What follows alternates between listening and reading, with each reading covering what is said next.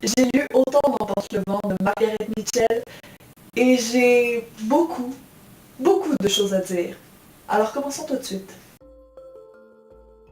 Margaret Mitchell est née le 8 novembre 1900 à Atlanta et elle meurt en août 1949. Toute son enfance, elle est bercée de récits passionnés de ses parents et de toute sa famille au sujet de la guerre de sécession. Ses ancêtres étaient de très fiers sudistes. Elle va d'ailleurs apprendre à 10 ans seulement que les sudistes ont perdu la guerre. Elle prendra 3 ans pour écrire Autant en emporte le vent, mais en fait il s'agit de plus de 7 ans de réflexion. Elle l'écrira en 1936 et gagnera le prix Pulitzer, un très grand prix américain, en 1937. La guerre de sécession éclate en 1861 et se termine en 1865. C'est un conflit qui éclate entre, d'un côté, les États-Unis d'Amérique ou l'Union, et de l'autre, la Confédération ou les sudistes. En fait, Abraham Lincoln s'oppose fermement à l'esclavage et veut l'abolir des États du Sud, mais les 10 États du Sud ne sont pas super partants étant donné qu'ils subsistent principalement grâce à l'exploitation de coton qui sont faits par leurs esclaves. Donc ils veulent absolument garder leurs esclaves. Au début, il y a des petits conflits, finalement, la guerre éclate. C'est le carnage. L'Union, qui est beaucoup mieux armée, préparée que les sudistes, va en fait les bloquer avec un blocus. Bravo Marie. Et ça va les empêcher en fait d'avoir accès aux armes, aux médicaments, à toutes les denrées dont ils ont besoin pour pouvoir gagner la guerre. Inévitablement, le Sud perd la guerre après des carnages effroyables dans les deux côtés, même si c'est quand même le Sud qui en prend le plus cher. Mais la guerre de sécession, c'est aussi et surtout l'après-guerre. Après avoir perdu, les États du Sud vont devoir traverser une période où l'Union va complètement réformer leur manière de fonctionner. En fait, leurs champs de coton vont se retrouver vidés de leurs esclaves, donc ils vont plus savoir comment faire pour les faire fonctionner. Les champs vont totalement se perdre, les esclaves vont être affranchis, donc ils vont se retrouver du jour au lendemain dans un monde qu'ils connaissent absolument pas et qui sont gouvernés par les Blancs, qui vont les mépriser justement parce qu'ils sont le symbole de la perte de la guerre. Et voilà, les affranchis vont se retrouver dans une situation où ils ne savent plus comment faire face à ce qui les entoure, comment trouver du travail après avoir été esclave toute sa vie, comment se débrouiller pour survivre.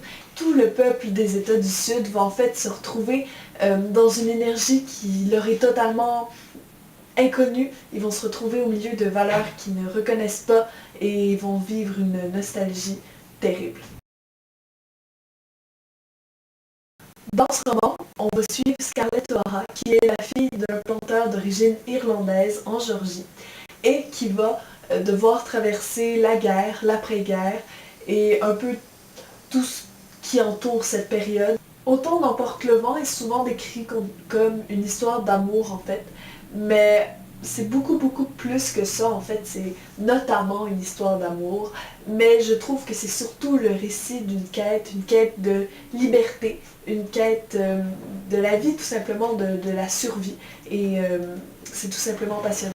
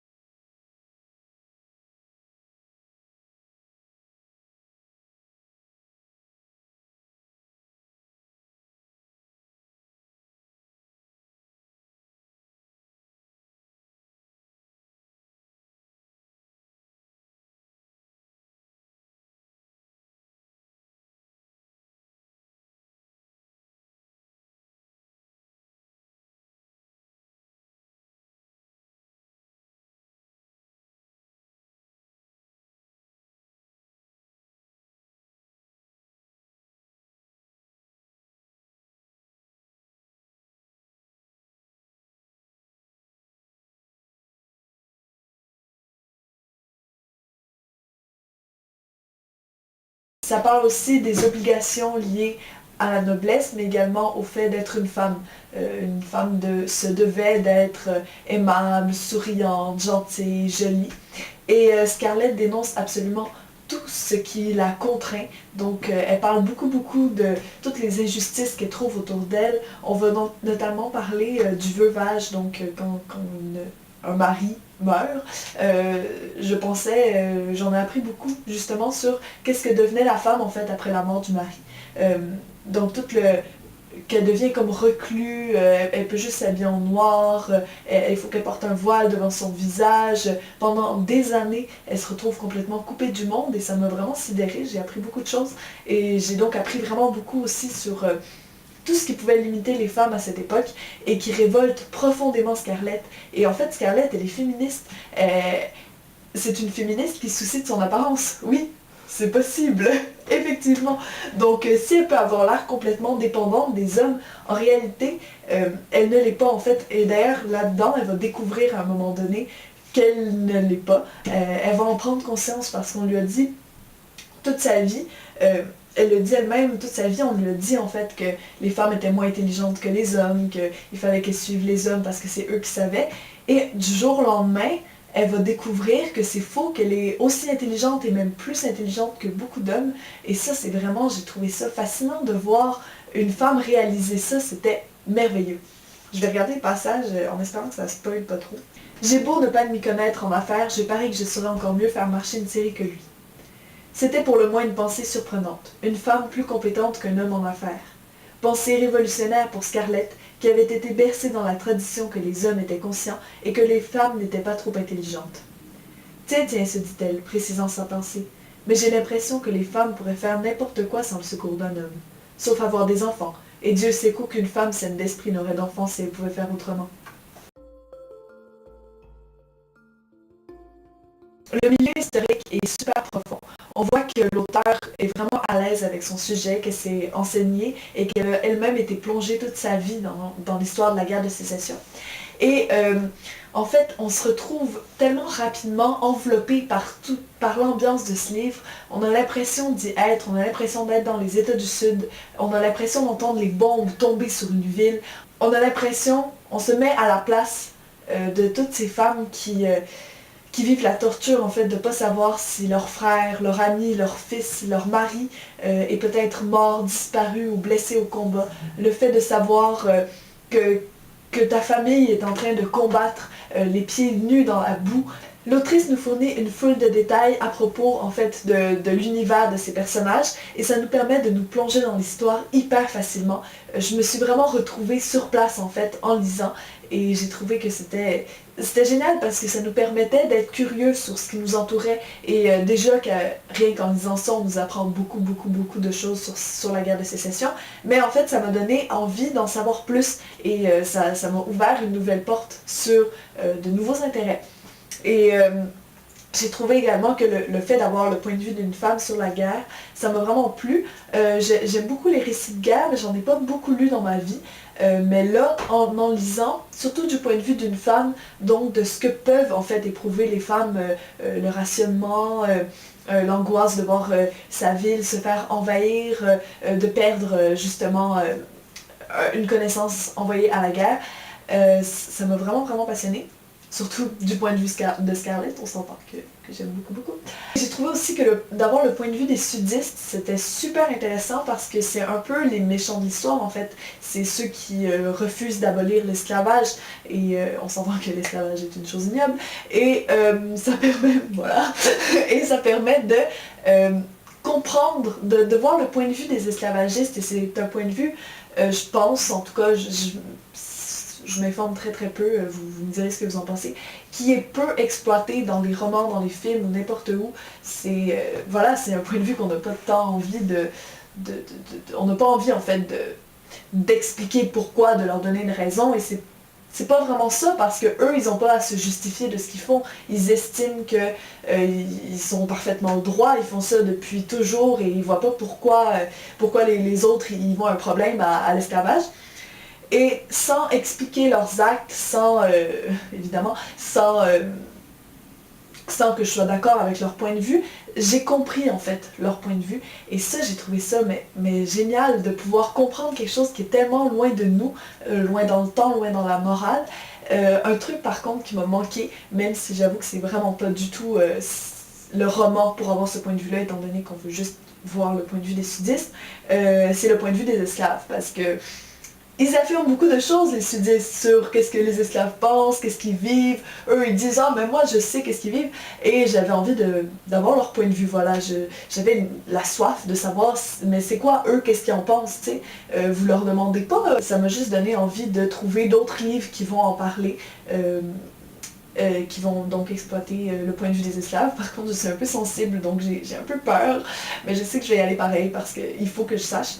Et c'est ça. Donc les seuls points de vue d'esclaves qu'on a, c'est ceux qui sont fidèles à la famille.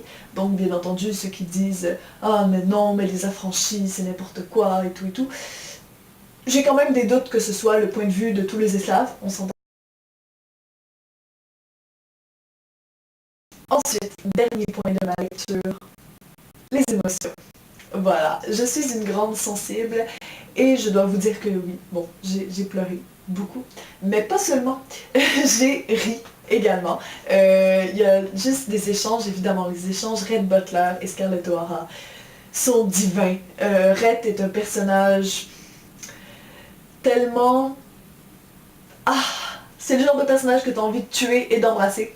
Je sais pas dans quel ordre, peut-être pas dans celui-là.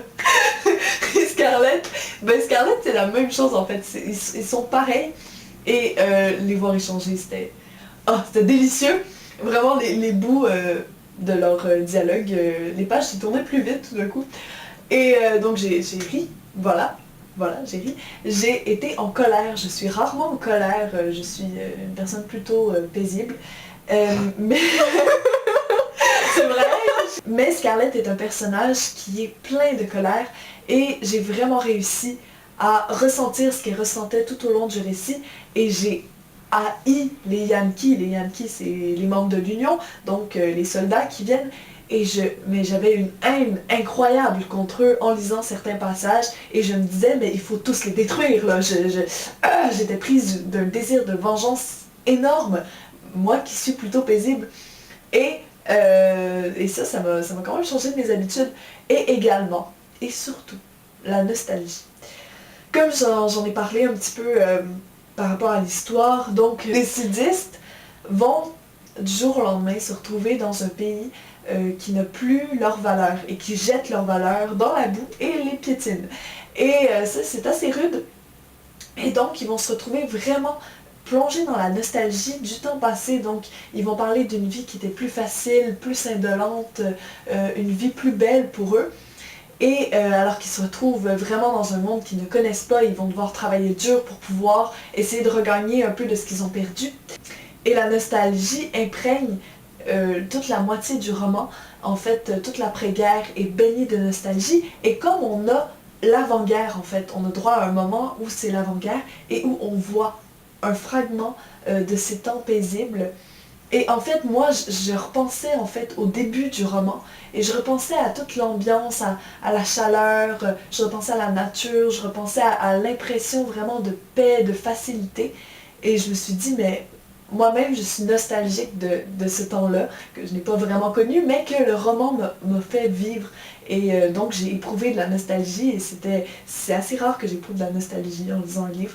Mais justement, comme c'est une œuvre assez conséquente, elle nous permet d'avoir de traverser tout ça. Vraiment, c'est incroyable tout ce qui peut se passer. Bon, il y a beaucoup de pages, donc je ne peux pas dire en si peu de pages, mais il se passe tellement de choses. Vraiment, on traverse la vie avec Scarlett et j'ai trouvé ça vraiment beau, vraiment touchant. Et je peux juste vous conseiller cette œuvre, vraiment.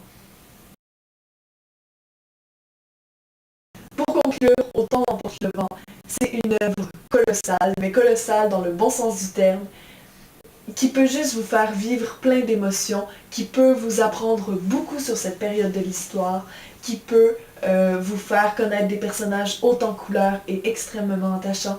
Et je n'ai qu'une chose à dire, foncez, lisez-le, ayez pas peur, ça en vaut la peine.